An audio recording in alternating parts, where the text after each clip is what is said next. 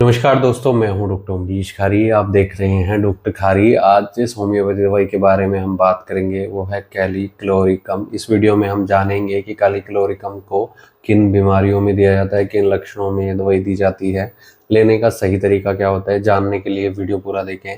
अगर आप हमारे चैनल पर नए हैं तो चैनल को सब्सक्राइब कर लें ताकि आने वाली हेल्थ रिलेटेड वीडियो से आप अपडेटेड रहें। इस दवाई को वैसे तो कई सारी बीमारियों में हम देते हैं, लेकिन खास तौर पर मुंह से संबंधित या जीभ से संबंधित रोगों में ये दवाई पेशेंट को दी जाती है। गले और पेट से संबंधित रोगों में भी ये दवाई असरदार है और कुछ चर्म रोगों में भी ये दवाई इफेक्टिव रहती है। सबसे पहले इसके माउथ के सिम्टम्स की बात करते हैं, यानी मुंह से संबंधित किन लक्षणों में ये दवाई पेशेंट को दी जाती है। ये दवाई माउथ अल्सर्स में बहुत इफेक्टिव रहती है। माउथ अल्सर्स यानी मुंह के छाले जिनमें पेशेंट को दर्द होता है और पेशेंट को जलन होती है।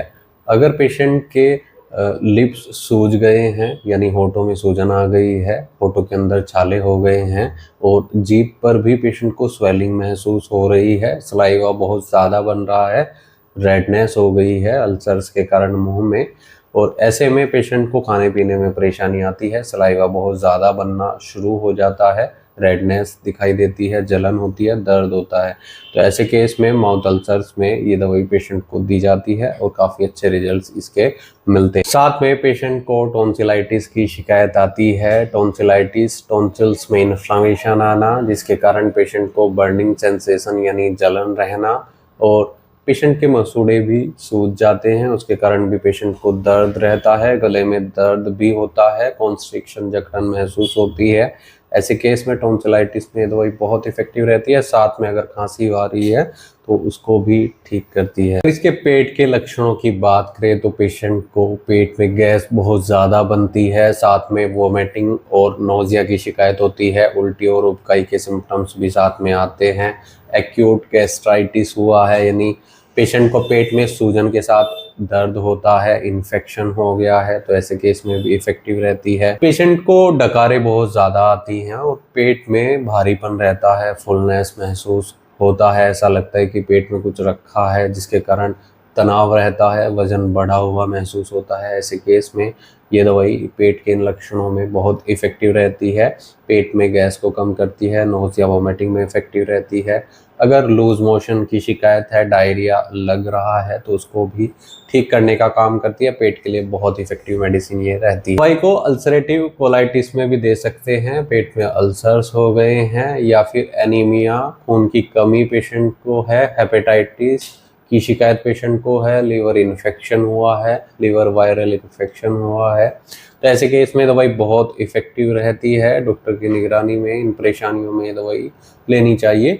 और गुर्दे से संबंधित कुछ रोगों में भी ये दवाई पेशेंट को दी जाती है, जैसे पेशेंट को नेफ्राइटिस हुआ है, जिसके कारण पेशेंट को गुर्दे में सूजन आ गई है, या एल्बुमिन आ रहा है, यूरिन में बार बार यूरिन आ रहा है, उसमें जलन की शिकायत है, दर्द की शिकायत है, या हेमिचूरिया की शिकायत है, जिसमें पेशेंट को यूरिन के साथ साथ ब्लड का भी आना और हाई फॉस्फोरिक एसिड का होना या स्केंटी यूरिन होना। ऐसे केस में ये दवाई बहुत इफेक्टिव रहती है।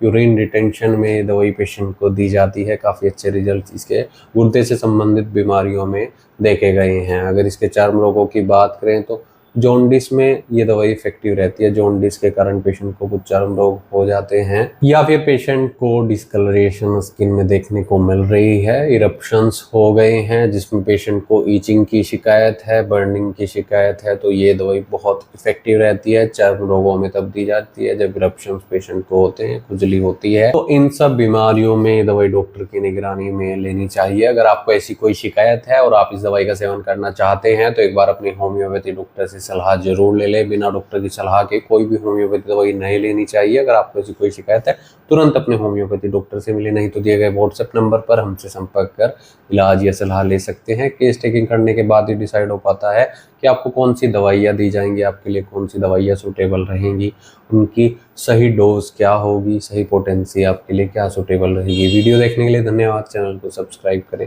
ताकि आने वाली हेल्थ रिलेटेड वीडियो से आप अपडेटेड रहें। धन्यवाद, थैंक यू।